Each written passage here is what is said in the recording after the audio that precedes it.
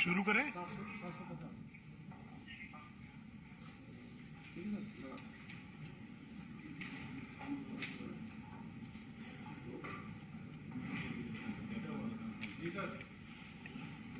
Bharatiya Janata party के राष्ट्रीय प्रवक्ता सांसद आदरणीय डॉक्टर सुधांशु त्रिवेदी जी, भारतीय जनता पार्टी के सांसद आदरणीय प्रवेश वर्मा जी और दिल्ली प्रदेश भारतीय जनता पार्टी के प्रवक्ता आदरणीय हरीश खुराना जी उपस्थित हैं। मैं आदरणीय डॉक्टर सुधांशु त्रिवेदी जी से आग्रह करूंगा कि आप सबको संबोधित करें।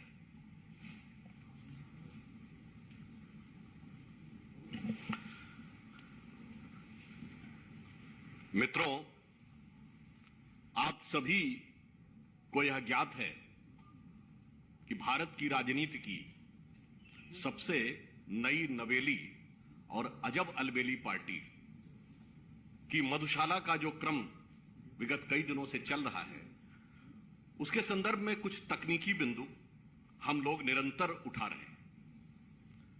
एक तकनीकी प्रश्न उठा था, तो उस पर मैं आपका ध्यान आकृष्ट करना चाहता हूं कि यदि किसी लाइसेंसी ने अपना लाइसेंस सरेंडर कर दिया हो, यानी उसने असमर्थता व्यक्त कर दी हो और अपना फोरफीट कर दिया हो, तो उस संदर्भ में नियम क्या कहता था और किया क्या गया है।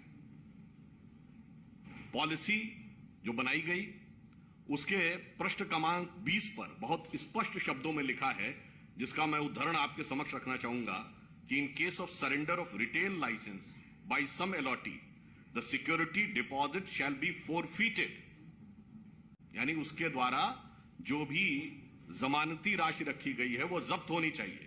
And the zone will be retendered, उसके बाद उसकी पुनः निविदा निकालनी चाहिए। And the said licensee be prohibited from practice in the bidding process for a period of 2 years, और उसके बाद उस संबंधित व्यक्ति को 2 वर्ष के लिए उस निविदा की किसी भी प्रक्रिया में भाग लेने से वंचित कर देना चाहिए। यानी बहुत स्पष्ट है कि यदि कोई व्यक्ति अपना अलॉटमेंट छोड़ता है तो ना उसका पैसा वापस होना चाहिए और उसके अलावा उसको अगले प्रोसेस में भाग लेने से पूरी तरीके से प्रतिबंधित कर देना चाहिए। परंतु इसके बावजूद जिन लोगों ने अपने लाइसेंस फोरफीट किए, उन्हें प्रकारांतर से भी मौका भी मिला और पैसे भी वापस किए गए। अब क्या इसमें किसी भी प्रकार के किंतु परंतु की कोई गुंजाइश रह जाती है? इसलिए हमारा प्रश्न यह है कि हम निरंतर उनसे दिल्ली की आबकारी नीति पर प्रश्न पूछ रहे हैं, परंतु आप देख रहे हैं कि यह नई नवेली पार्टी एक पहेली बनती चली जा रही है। we are consistently asking them to be precise on excise, but they are doing all sort of theatric exercise in order to divert the attention and taking so many words like lotus, bogus, etc. Their main objective is to divert the focus.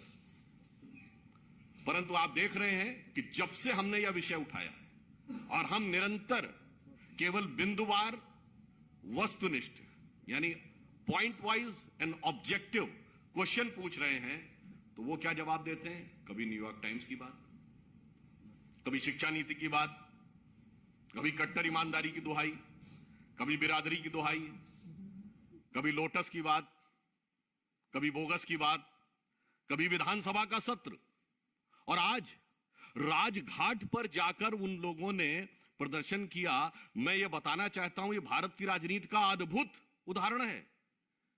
राष्ट्रपिता महात्मा गांधी, जो शराब के पूर्णतः विरुद्ध माने जाते हैं, इस देश में ऑफिशियली उनके जन्मदिन ड्राई डे माना जाता है, और शराब में एक पौवे के बदले दूसरा पौवा देने की नीति बनाने वाले लोग जाके राजघाट पे महात्मा गांधी की समाधि पे अपनी सत्यता की दुहाई दे रहे हैं। इससे समझ में आता है, मतलब कहना नहीं चाहिए, अगर ऑन द लाइटर नोट कहें तो भाई ये मुफ्त की रेवड़ी तो बांट रहे थे, पर रेवड़ी के पेड़े सबसे ज्यादा बेवड़े पा रहे थे। ऐसा उदाहरण जिस पार्टी ने प्रस्तुत किया, वो जाके राजघाट के ऊपर बापू की समाधि पर यह कहे, तो हम उनसे कहना चाहते हैं, मान्यवर सर, आपकी सरकार पर आंच नहीं है, आपकी साख पर आंच है। हम सीधे आबकारी नीति पे सवाल पूछ रहे हैं और आप हर दिन एक नए रूप बदलकर आकर विषय को डाइवर्ट करने की कोशिश कर रहे हैं, परंतु उससे सच छुपने वाला नहीं है, क्योंकि आप सत्य के सबसे बड़े प्रतीक की समाधि पर जाकर सच को ढकने का प्रयास करेंगे तो यह संभव नहीं है। इसीलिए यह पंक्ति कहता हूं जो आज आम आदमी पार्टी के चरित्र पर बिल्कुल उजागर होती है कि इस समय के सबसे अजीम शायर वसीम बरेलवी का है शायद ये, कि सच जरा सा घटे या बढ़े तो सच सच न रहे। सच जरा सा घटे या बढ़े तो सच सच न रहे, मगर झूठ की तो कोई इंतहा नहीं। और लाख चेहरे बदल के आ जाता हूं मैं, मगर ये आईना कमबख्त झूठ बोलता ही नहीं। यह आम आदमी के चरित्र का वास्तविक चित्रण है कि न्यूयॉर्क टाइम्स से लेके स्कूली बस्ते में बोतल छुपाने से लेके अनेक प्रकार की ईमानदारी, बिरादरी और सरकार का और सब कुछ कर रहे हैं, मगर इस पे जवाब नहीं दे रहे हैं। तो अंत में मैं यह कहते हुए कि हमें जवाब आबकारी पर चाहिए, किसी और चीज के ऊपर जवाब नहीं चाहिए, और वह जवाब देने की वह स्थिति में नहीं है। इसलिए नित नए प्रकार के प्रदर्शन, आवरण और स्वांग रचने का प्रयास करते रहते हैं। अब मैं अपने साथी सांसद श्री प्रवेश साहिब सिंह जी से अनुरोध करूंगा कि वो आगे का विषय आपके समक्ष रखें।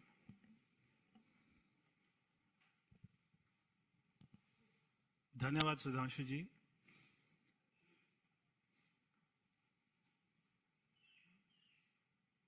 जब शाम को डिबेट चलती है टेलीविजन पर, तो आम आदमी पार्टी के साथ में मीडिया बंधु भी हमसे ये सवाल पूछते हैं कि क्या उनके एमएलए को तोड़ा जा रहा है। हम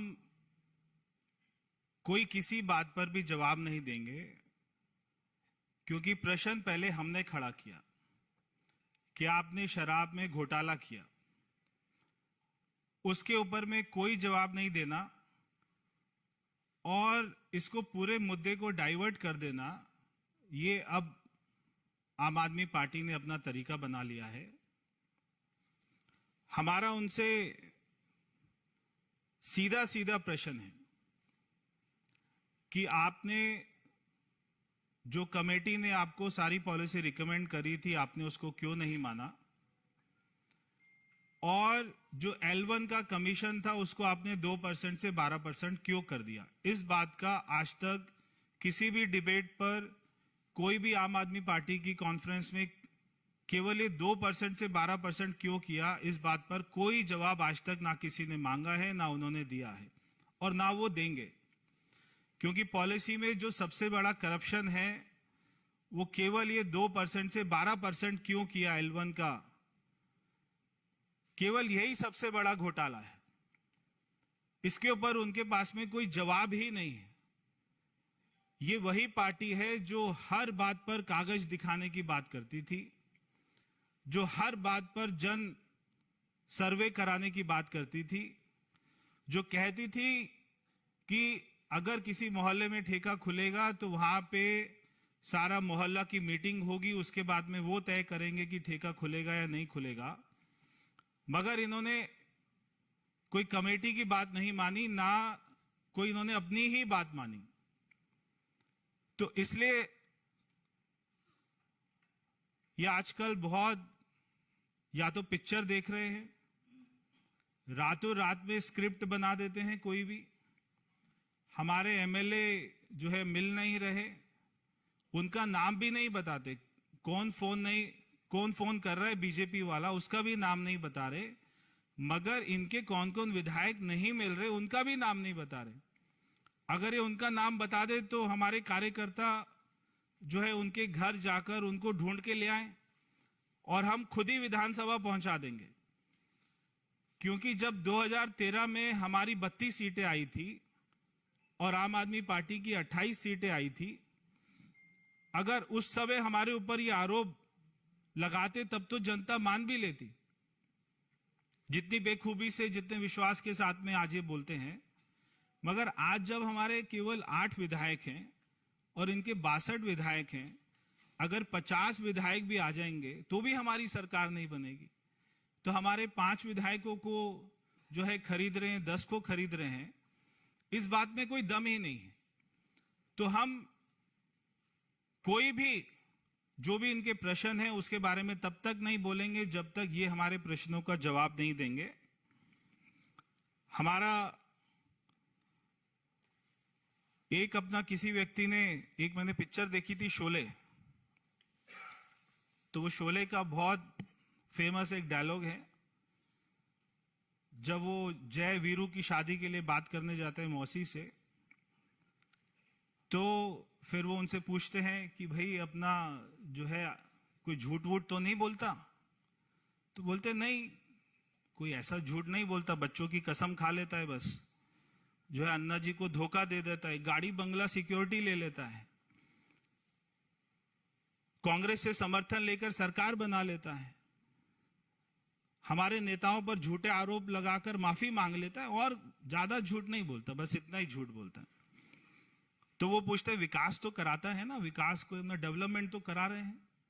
हाँ करा रहे हैं, अपने घर में, सरकारी घर में 21 करोड़ का स्विमिंग पूल बना रहे हैं, और क्या विकास कराएंगे? यमुना, हाँ कोई अपना यमुना को साफ नहीं कराते हैं, दिल्ली को सबसे पॉल्यूटेड राजधानी बना देते हैं, एक भी नया स्कूल, कॉलेज, हॉस्पिटल, स्टेडियम नहीं बनाते हैं। बाकी नेता हमारा अच्छा है। भाई शराब वराब तो नहीं पीता? ना ना ना ना, बिल्कुल खुद नहीं पीता है, मगर हमारे बच्चों को पिलाता है। 25 साल की उम्र को 21 साल कर देता है।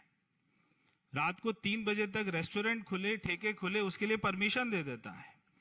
शराब माफियाओं के साथ मिलकर घोटाला करता है, जो ठेके की संख्या है उसको डबल कर देता है, बस और कुछ नहीं करता। नेता हमारा अच्छा है।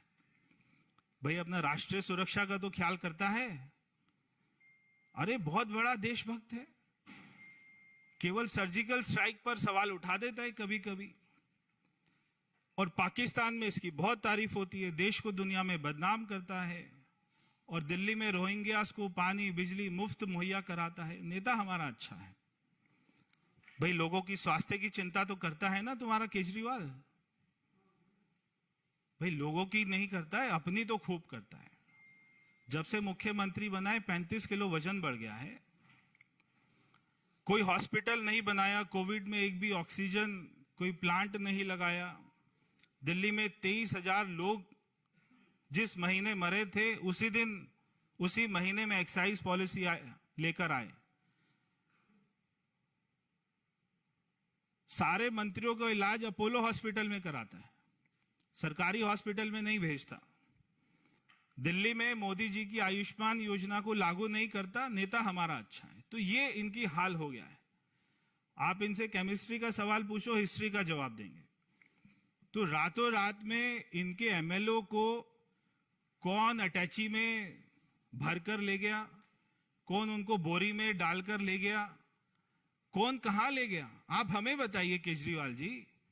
अगर आपका कोई एमएलए नहीं मिल रहा है, आप हमें बताइए, हम दिल्ली पुलिस में कंप्लेंट करके उसको घर से अपनी गाड़ी में लेकर आपकी विधानसभा में आपके घर तक पहुंचाएंगे, सुरक्षित पहुंचाएंगे। आप उसका नाम, मगर नाम तो बताना पड़ेगा, कौन आपको फोन कर रहा है वो तो बताना पड़ेगा। आज इन्होंने राजघाट को, एक अपना राजघाट जैसी पवित्र स्थान को गंदा कर दिया है। तो हमारे कार्यकर्ता आज वहां पर जाएंगे, वहां पे गंगा जल का छिड़काव करेंगे, क्योंकि वो हमारे राष्ट्रपिता महात्मा गांधी जी जो हमेशा शराब का विरोध करते थे, आज उधर जाकर कम से कम ये पश्चाताप करके ये तो बताएं कि उन्होंने कितने सैकड़ों करोड़ का घोटाला किया है। वहां पर जाके तो माफी मांग ले। मगर इनको इतनी शर्म नहीं है कि ये क्या कर रहे हैं। इनको एक बात अच्छे से पता है कि केजरीवाल जी को, जो ये बार बार बोलते हैं मनीष सिसोदिया जी 2-3 दिन में जेल में जाने वाले हैं, ये बात इनको अच्छे से पता है। और मनीष सिसोदिया को ये बात अच्छे से पता है कि उसने फाइल पर साइन किए थे। चाहे ये जो मर्जी, जितना मर्जी अच्छा ड्रामा कर लें, चाहे एक दूसरे को ऑस्कर के लिए नॉमिनेट कर दें, मगर इनका जेल जाना निश्चित है। इनको जेल जाने से कोई नहीं बचा पाएगा, क्योंकि जांच एजेंसियों के पास में सारे सबूत हैं, सारे गवाह हैं, सारी डील, सारी ट्रांजैक्शन कहां कहां कैसे कैसे हुई है, उनके पास में सारी रिपोर्ट है। इसलिए इनका बच पाना मुश्किल है। बहुत बहुत धन्यवाद। अगर सुधांशु जी को कुछ ऐड करना हो तो वो करेंगे।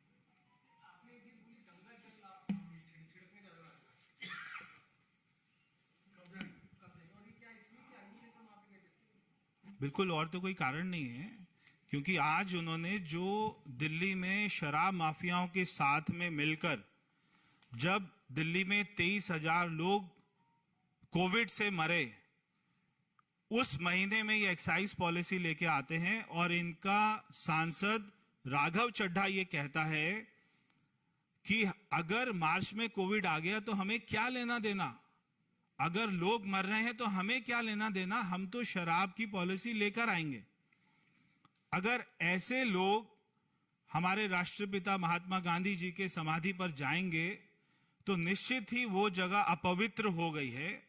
इसलिए हम कार्यकर्ता मिलकर वहां पर जाएंगे, गंगा जल का छिड़काव करेंगे। धन्यवाद। बस अभी जा रहे हैं, थोड़ी देर में।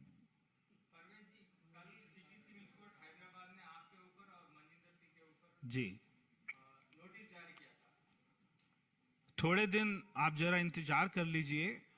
जब हमने जिसका नाम लिया था उसके ऊपर में जब होगा नोटिस जारी जांच एजेंसी द्वारा, उनको बुलाया जाएगा, तब सारा दूध का दूध और शराब का शराब हो जाएगा।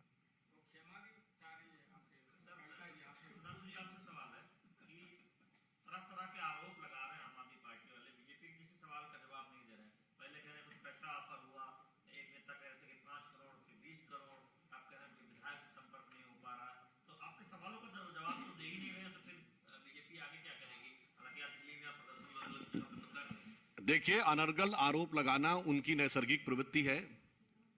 न मेरी बात मानिए, न उनकी बात मानिए। यह भारत की राजनीति की एकमात्र अद्भुत पार्टी है जिसने नेताओं पर अनर्गल आरोप लगाए और सर्वोच्च न्यायालय में जाके माफी मांगी। नितिन गडकरी जी के ऊपर, स्वर्गीय अरुण जेटली जी के ऊपर, इवन कांग्रेस के कुछ नेताओं, शायद कपिल सिब्बल जी और मनीष तिवारी जी के ऊपर। भारत के राजनीतिक इतिहास में राजनीतिक आरोप के लिए सर्वोच्च न्यायालय में जाकर क्षमा याचना करने वाली पार्टी के आरोपों को कितनी गंभीरता से लिया जाना चाहिए, मुझे लगता है इसके लिए किसी भी प्रकार के प्रमाण की आवश्यकता नहीं है, because it is duly certified in the Supreme Court of India. Neeraj Pandey जी।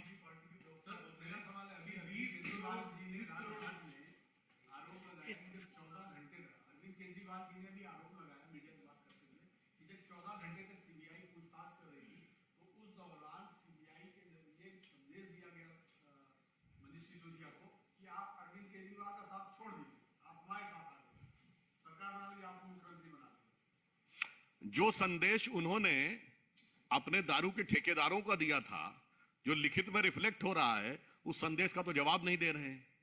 और अपने अद्भुत अपरिमित अंतर्ज्ञान से पता नहीं कहां से उनको ये इल्हाम हो जाता है कि वो ये बताना शुरू कर देते हैं। और जैसा कि अभी प्रवेश जी ने कहा, जब जवाब पूछा जाता है तो कुछ और बोलने लगते हैं।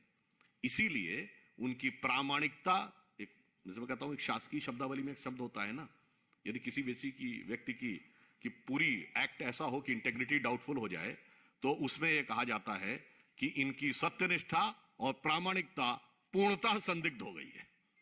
तो exactly their integrity is totally under suspicion. Sanjay Sharma ji.